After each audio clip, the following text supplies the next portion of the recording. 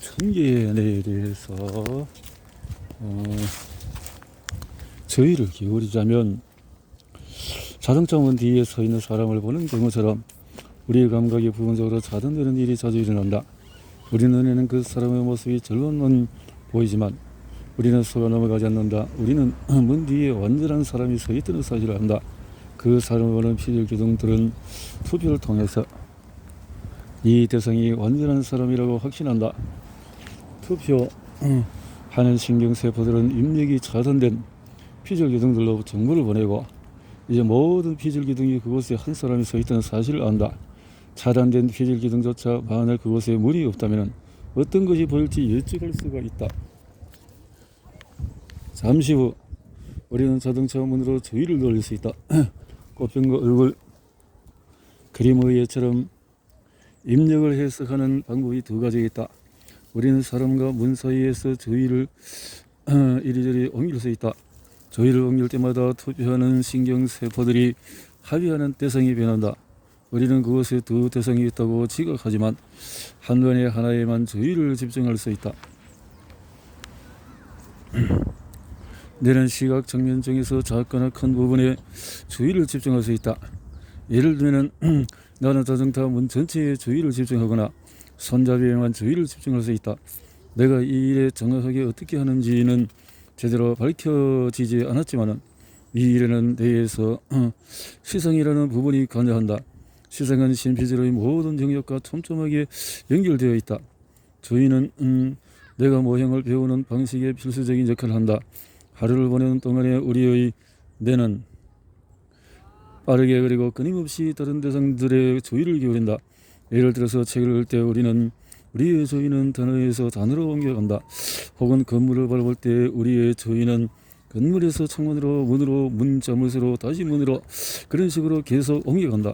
우리는 다른 물체에 주의를 기울일 때마다 뇌에서 앞서 주의를 기울였던 물체에 대해 그 물체의 상대적인 위치를 결정하는 일이 일어난다고 생각한다. 이것은 자동적으로 일어나며 주의 과정의 일부이다. 예를 들면 나는 주방에 들어서면서 먼저 한 의자에 주의를 기울였다가 식탁으로 주의를 옮길 수 있다. 내 뇌는 의자를 인식했다가 그 다음에는 식탁을 인식한다. 하지만 내 뇌는 또한 식탁에 대한 의자의 상대적인 위치를 계산한다. 주방을 둘러보면서 내 뇌는 주방 안의 모든 물체를 인식할 뿐만 아니라 그와 동시에 다른 물체들과 방 자체에 대한 각 물체의 상대적인 위치를 판단한다.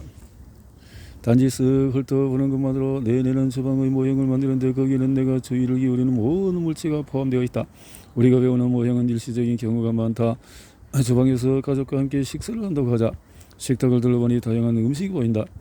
나는 당신에게 눈을 감고 감자가 어디 있는지 말해달라고 한다. 당신은 거의 틀림없이 그것을 말할 수 있을 텐데 이것은 당신이 잠깐 둘러보는 사이에 식탁과 그 내용물의 모형을 배웠다는 증거이다. 몇 분 뒤에 음식을 이리저리 옮기고 나서 나는 당신의 눈을 감고 다시 감자가 어디 있는지 가리켜 보라고 한다. 이번에 당신은 새로운 장소를 가리킬 텐데 그것이 감자를 마지막으로 본 장소이기 때문이다. 이 애가 말해주는 조점은 우리는 늘 감지하는 모든 것은 모형을 배운다는 사실이다. 만약에 모형에서 특질들의 배열이 커피 전의 로고처럼 고정되어 있다면 그 모형은 오래 기억될 수 있다.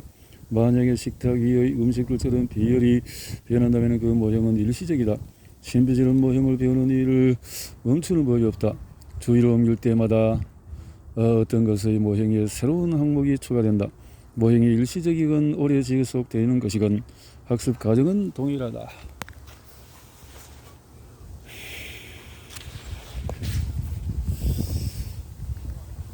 천계의 뇌 이론에서 이게 수십 년 동안 대다수 신경과학자들은 특질 탐지기 위계 이론을 고수했는데 거기에는 그럴 만한 이유가 충분히 있었다. 이 이론은 비록 많은 문제점이 있기는 해도 많은 데이터와 잘 일치한다. 우리 이론은 신피질을 다르게 생각하는 방법을 제시한다. 천계의 뇌 이론은 신피질 영역의 위계가 반드시 필요한 것이 아니라고 말한다. 생지의 시각기가 증명했듯이 단 하나의 피질 영역조차도 태생을 인식할 수 있다. 그렇다면 어느 쪽이 옳을까? 신피질은 위계적인 질서로 조직되어 있을까? 아니면 합의에 이르기 위해서 투표를 하는 수천 개의 모형으로 이루어져 있을까? 신비절의 해부학적인 구조는 두 종류의 연결이 모두 존재하는 것을 시사한다. 이것을 어떻게 이해해야 할까? 우리 이런 연결에 대해서 다르게 생각하는 방법을 제시하는데 그것은 위계 모형과 단일 피질 기둥 모형 모두와 양립할 수가 있다. 우리는 thực 질이 아니라 완전한 대상이 위계의 단계들 사이에서 전달된다고 제안했다. 신피질은 위계를 사용해서 특질들을 조립함으로써 인식할 수 있는 대상으로 만드는 대신에 위계를 사용해서 대상들을 조립해서 더 복잡한 대상들로 만든다. 나는 앞에서 위계적인 구성에 대해서 얘기했다.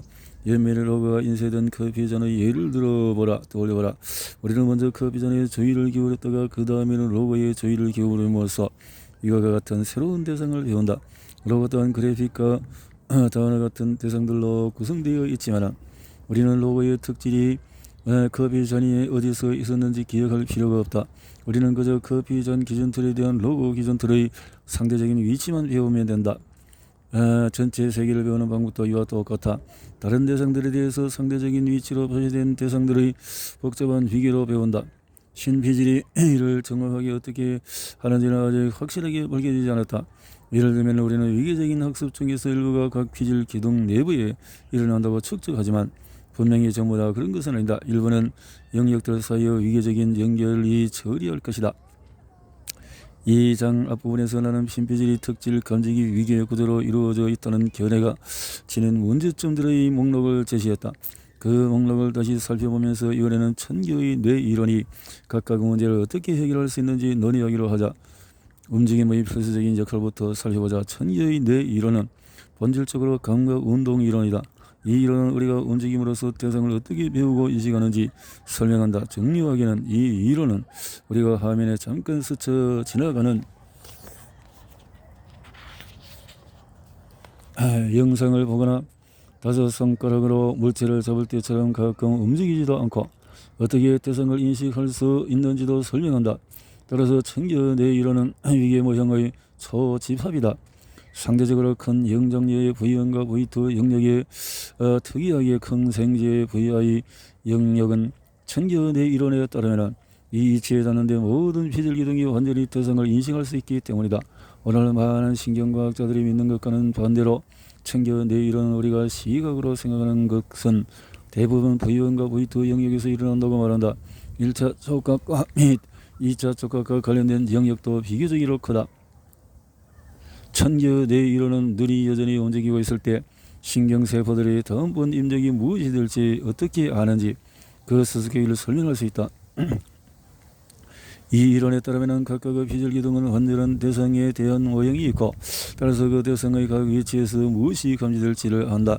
만약에 한 피질 기둥이 그 임력의 현재 위치를 알고 눈이 어떻게 움직이는지 알면 새로운 위치와 그것에서 무엇을 감지할지를 예측할 수 있다. 이것은 도시 지도를 보면서 특정 방향으로 걸어갈 때 무엇을 보게 될지를 예측하는 것과 같다. 계란 문제는 신피질이 세계의 모든 대상에 대한 단일 모형을 갖고 있다는 가정을 기반으로 하고 있다. 천개 뇌 이론이 이 가정을 뒤집어서 모든 대상의 모형이 수천 개씩 있다고 말한다. 예를 들어는 다양한 임력은 단일 모형으로 결합되지 않는다. 피질 기둥들에 도달하는 임력의 종류가 서로 다르거나 한 피질 기둥이 망막의 작은 부분을 대표하고 그 옆의 피질 기둥이 더 큰 부분을 대표하더라도 아무 문제가 되지 않는다. 손가락들 사이에 틈이 있어도 문제가 없는 것처럼 망막에 구멍이 있어도 아무 문제가 없다. V1 영역으로 투사되는 획들은 왜곡되고 뒤섞일 수 있지만 그래도 문제가 되지 않는데 신피질에서 이렇게 뒤섞인 표상을 다시 조립하려고 시도하는 부분은 하나도 없기 때문이다. 천개 뇌 이론에서 투표 메커니즘은 왜 우리가 왜곡되지 않은 단일 지각을 가지는지 설명한다. 또 한 감각 양성에서 일어난 대상인식이 어떻게 다른 감각 양성에서 예측을 낳는지도 설명을 한다.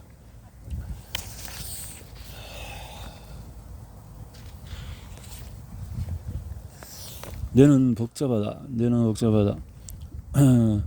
장소세포와 격자세포가 기준틀을 만들어내고 환경 모형을 배우고 행동을 계획하는 방식의 세부 내용은 내가 기술한 것보다 더 복잡하며 부분적으로만 이해되었다. 우리는 신피질이 비슷한 메커니즘을 사용한다고 제안하는데 이 메커니즘은 마찬가지로 복잡하며 심지어 덜 이해되었다.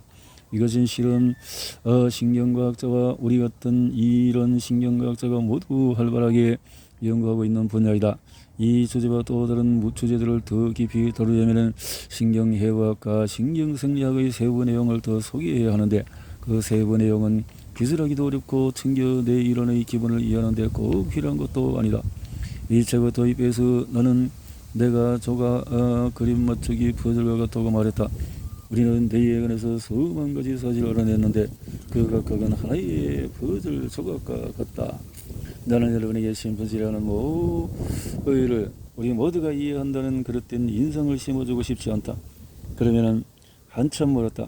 우리는 내 전반에 대해서 그리고 특히 심취에 대해서 제대로 이해하지 못하는 것이 아주 많다. 하지만은 나는 또 다른 전체적인 이론 즉 퍼즐의 가장자리 조각들을 다르게 외우는 방법이 있으리라고 생각하지 않는다. 자, 2장과 1부를 마치기 전에 내가 버는 마운트 게스를 만났을 때 일어난 일의 나머지 이야기를 들려주려고 한다. 내가 존스 홉킨스 대학교에서 강연을 했고 그날 일정이 끝날 무렵에 오늘 내가 이해하는 심리적 위기는 극적으로 변했다. 그 위기는 내가 한때 생각했던 것보다도 훨씬 느슨하다. 마운트 게스는 그때 그것을 알고 있었을까? 그는 위계가 실제로는 존재하지 않는다고 말할 만큼 분명한 이론적 기반이 있었을까? 그는 내가 몰랐던 실험 결과들을 생각했을까? 마운트 게스는 2015년에 세상을 떠났기 때문에 이제 나는 그것에 대해서 물어볼 수가 없다. 그가 죽은 뒤에 나는 그가 쓴 많은 책과 논문을 다시 읽어봤다. 그의 생각과 글은 언제나 통찰력이 넘친다. 자, 이제 청계의 이론이 우리의 미래에 어떤 영향을 미칠지 살펴보기로 하자. 청계의 이론이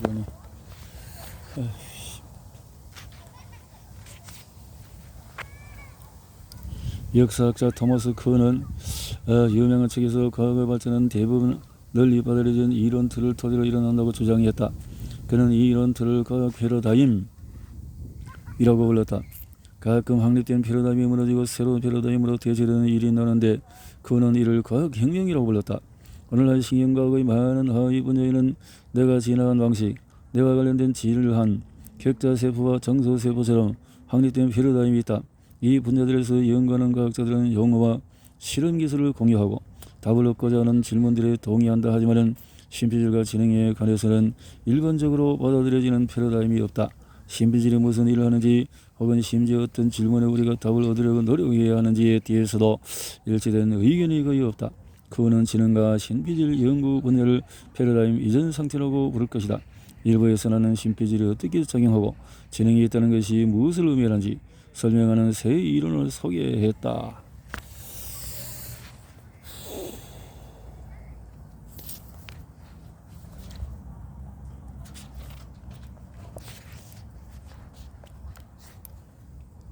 2부에서는 우리의 새 이론이 인공지능의 미래에 어떤 영향을 미칠지 기술할 것이다. AI 영역에는 확립된 패러다임이 있는데 인공신경망령이라고 부르는 보편적인 기술들이 그것이다. AI 과학자들은 용어와 목표를 공유하는데 그 덕분에 최근 몇 년 사이에 이 분야는 꾸준히 발전을 거듭해왔다. 지능에 관한 천개의 대이론은 기계의 지능의 미래가 되어서 AI 연구자들이 현재 생각하는 것과 크게 다를 것이라고 시사한다. 나는 이 주제에 관한 글을 살짝 망설였다. 내가 파운 컴퓨팅 회사를 시작한 지 얼마 지나지 않았을 때 인텔에서 강연을 해달라는 요청이 왔다. 인텔은 1년에 한 번씩 고참 직원 수백 명을 실리콘밸리로 데려와서 3일 동안 기획 회의를 열었다. 그리고 그 회의의 한 과정으로 몇몇 외부 인사를 초청해 전체 직원 앞에서 강연을 하게 했다. 1992년에 나도 강연자 중 한 사람으로 초청을 받았다. 나는 그것을 큰 영예로 생각했다. 나는 퍼스널 컴퓨팅의 미래는 호주머니 속에 넣을 만큼 충분히 작은 컴퓨터가 지배할 것이라고 주장했다. 그런 장비의 비용은 $500에서 $1000 사이가 될 것이고 배터리로 하루 종일 작동할 것이라고 말했다. 전 세계 수십억 명이 호주머니에 들어갈 만한 크기의 컴퓨터는 그들이 소유한 유일한 컴퓨터가 될 것이라고 했다. 내가 보기에 이런 전환은 불가피한 것이었다. 수십억 명의 사람들이 컴퓨터에 접근하기를 원했지만 랩톱과 데스크톱은 너무 비싸고 사용하기가 너무 어려웠다. 나는 호주머니에 들어갈 만한 크기의 컴퓨터는 사용하기도 쉽고 값도 훨씬 저렴해 그것을 향한 물결은 거스를 수 없는 대세라고 보았다. 당시에는 데스크톱과 랩톱 PC가 수억 대나 사용되고 있었다. 인텔의 대부분의 PC에 들어가는 CPU를 받았다. 평균적인 CPU 칩은 비용이 약 $400였고 전력 소비가 너무 많아서 배터리로 가동되는 핸드헬드 컴퓨터에 사용할 수 없었다. 나는 인텔의 경영자들에게 만약에 퍼스널 컴퓨팅 분야에서 선도적인 위치를 계속 유지하고 싶다면 새 영역에 초점을 맞춰야 한다고 제안했다. 그 세 가지는 전력 소비량 감소, 칩 소형화, $10,000 미만 제품에서 수익을 창출하는 방법이었다. 내 강연의 어제는 단호하지 않고 겸손했다. 그것은 마치 그런데 제 생각에는 앞으로 이런 일이 일어날 것 같으니 다음 사항들을 고려해 보는 게 좋지 않을까 합니다 라고 말하는 것과 같았다. 강연을 마친 뒤에 나는 정정에게 질문을 받았다. 모두 식사를 할 수 있는 테이블에 앉아 있었고 내 강연이 끝나기 전에는 음식이 나오지 않을 테니 질문을 많이 할 거라고 기대하지 않았다. 아마도 질문은 딱 하나 있었던 것으로 기억한다. 한 사람이 일어서더니 다소 조롱한 듯한 어조로 사람들은 이 핸드헬드 컴퓨터로 무엇을 할까요? 라고 물었다. 그것은 대답하기 어려운 질문이었다. 당시 PC는 주로 문서 작성과 스프레드시트 데이터베이스에 사용되었다. 이런 작업들 중에서 어느 것도 화면이 작고 자판이 없는 핸드헬드 컴퓨터에 적합하지 않았다. 당시의 논리로는 핸드헬드 컴퓨터가 주로 정보에 접근하는 용도로 쓰일 뿐 정보를 만드는 용도로 쓰일 것 같지 않았으므로 나도 그렇게 대답했다. 1992년 전에는 디지털 음악이나 디지털 사진, 와이파이, 블루투스, 휴대전화의 데이터 같은 것이 전혀 없었다는 사실을 감안해야 한다. 나는 이 경험에서 큰 충격을 받았다. 컴퓨터 업계에서 가장 똑똑하고 성공한 사람들이 내 제안을 고려조차 하지 않는다면 아마도 내 생각이 틀린 것일 테고 핸드헬드 컴퓨터의 이행은 내가 상상한 것보다 훨씬 힘들 것이다. 그런 상황에서 내가 취할 수 있는 최선의 길은 다른 사람들이 믿든지 말든지 신경 쓰지 않고 핸드헬드 컴퓨터를 만드는 데 집중하는 것이라고 판단했다. 그날부터 나는 컴퓨팅 미래에 대해서 예언적인 이야기를 하는 것에 그만두고 그 대신에 그 미래를 실현시키기 위해서 전력을 기울였다. 지금 나는 그것과 비슷한 상황에 놓여 있다는 느낌이 든다. 이 책에서 대다수 사람들, 그리고 대다수 전문가들이 예상하는 것과는 다른 미래를 이야기할 것이다.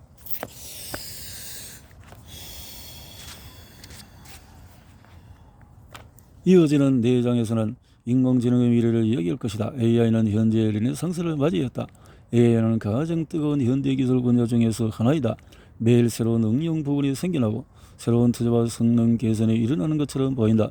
AI 분야는 인공신경망이 지배하고 있는데 인공신경망은 우리가 뇌에서 봤던 신경세포망과는 전혀 다르다. 나는 AI의 미래가 오늘날 사용되는 것과는 다른 원리들, 저 뇌를 더 비슷하게 모방한 원리들을 바탕으로 전개될 것이라고 주장한다. 진정한 지능 기계를 만들려면 이 책의 일부에서 소개한 원리들에 따라서 설계해야 한다. 나는 AI가 미래에 어떻게 응용될지 알지 못한다. 하지만은 퍼스널 컴퓨팅 분야에서 핸드헬드 장비로 이동이 일어난 것처럼 AI가 뇌를 기반으로 한 원리 쪽으로 이동하는 것은 실현이라고 생각한다. AI를 뇌를 기반으로 해서